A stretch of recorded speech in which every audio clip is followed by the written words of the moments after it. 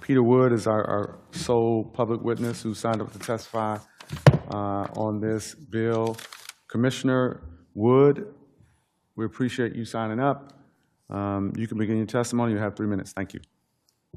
Thank you. Good morning. My name is Peter Wood. I'm testifying today in my capacity as Advisory Neighborhood Commissioner representing single-member district ANC 1C03. So this is just my single SMD. Haven't talked to the full commission about this testimony. I'd like to share my support for Bill 26-0147, Streetery Program Protest Process Amendment Act of 2025. So the part of Adams Morgan I represent is home to many restaurants, taverns, and other small businesses. Something like almost half of all of the Adams Morgan alcohol licenses or liquor licenses are, I think, are in my SMD. Many of these establishments also have streeteries, so I've been able to accompany that process pretty much literally from start to present over the last 5 years or so. I have a lot to say about streeteries in general, but of course I'll limit my commentary to how streeteries pertain to alcohol sales. For the past 2+ decades, many Adams Morgan residents have consistently held concerns about the effect of liquor sales in the neighborhood and really just more generally in DC. Similarly, business owners have had many, often divergent thoughts on how alcohol may or may not be good for business. In my experience as commissioner, I have seen that allowing alcohol consumption in streeteries has either been a net positive or maybe a neutral effect on the neighborhood, depending on how you look at it. This is due to several factors, which I've periodically discussed with constituents. So I'll just go over a few. This is relatively brief testimony. One, in general, I think residents do like streeteries. They allow people to consume drinks outdoors. Again, talking specifically about the drink aspect or alcohol aspect. It allows residents and customers to consume drinks outdoors and really just has kind of a general effect on the ambiance of a given neighborhood, which I think has emotional but also economic impacts that can benefit a lot of people in different ways. Business owners in general, from who I've spoken to, tend to like streeters as well. Of course, none of these groups are 100% of the neighborhood, but in general, is my perspective that streeteries can help increase beverage sales and can increase the appeal of a neighborhood for potential customers, kind of as a destination to go to invest in, and to spend time in. Residents do seem to, in general, want bar and restaurant patrons to treat the neighborhood with respect. So that, especially with alcohol sales, that means limited use of glass outdoors, especially disposal glass like beer bottles, and to enforce noise regulations that are already in place. And that's often a point of contestation of if there's changes in the rules, or in this case, solidifying of rules related to alcohol sales, if other regulations should become stricter or maybe more broad. I think in a lot of cases, it's more a matter of enforcement. There's reasonably good rules in place. It's just about getting the staff that is ready and available and I guess just proactive in making sure that those rules are implemented fairly and I guess broadly. And lastly, business owners in general, I think this is probably true of a lot of the items that have been discussed today. Business owners are struggling to maintain profitable operations, which affects a lot of things. Having clear and targeted regulations is more effective than having kind of vague oversight. It's not to say that there is often conflict of just regulation in general and what that means for business operations, but the constituent business owners I've spoken to are often in favor of regulation. It can actually be good for business, but it's not to say all regulation is created similarly or applied fairly or even really just in a sensible manner.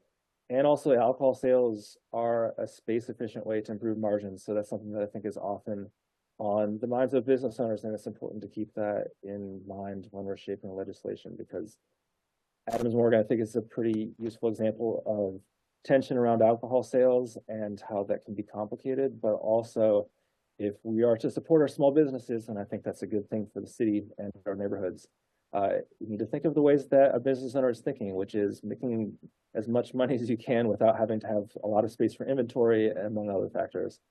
Alcohol is maybe a problematic way of doing that, but it is a way of doing that. The streeter endorsement process, at least in my experience in ANC 1C03, has been smooth. I've talked to a lot of business owners and helped some actually get streeteries in place just because of our conversations and outreach to other neighboring businesses. And throughout Adams Morgan, I think that's kind of applicable to most of the neighborhood, at least in my experience. Like any use of public space, responsible streeter implementation requires balancing competing interests and taking careful consideration of multiple perspectives.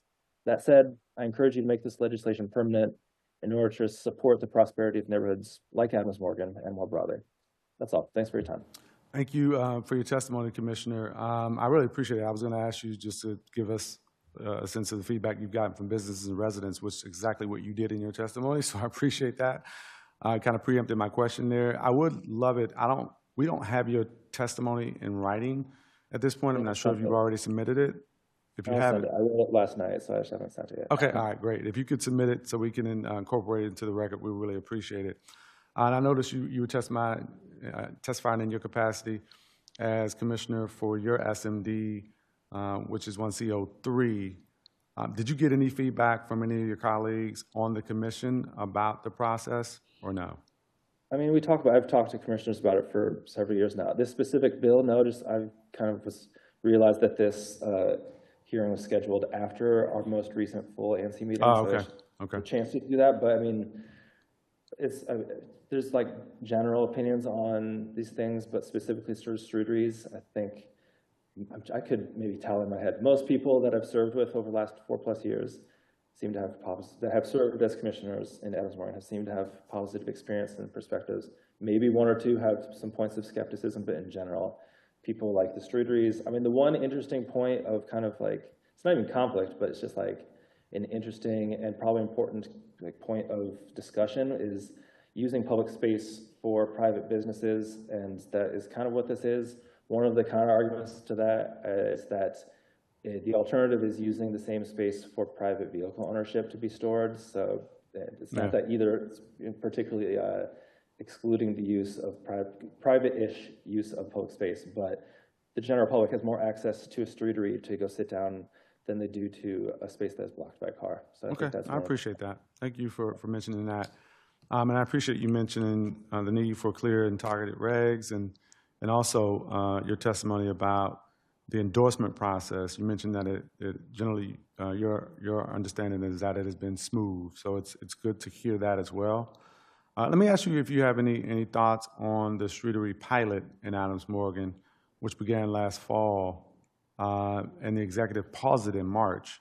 I wanted to just give you an opportunity if you have any thoughts to discuss any feedback that you've heard from constituents on the pause of the pilot program.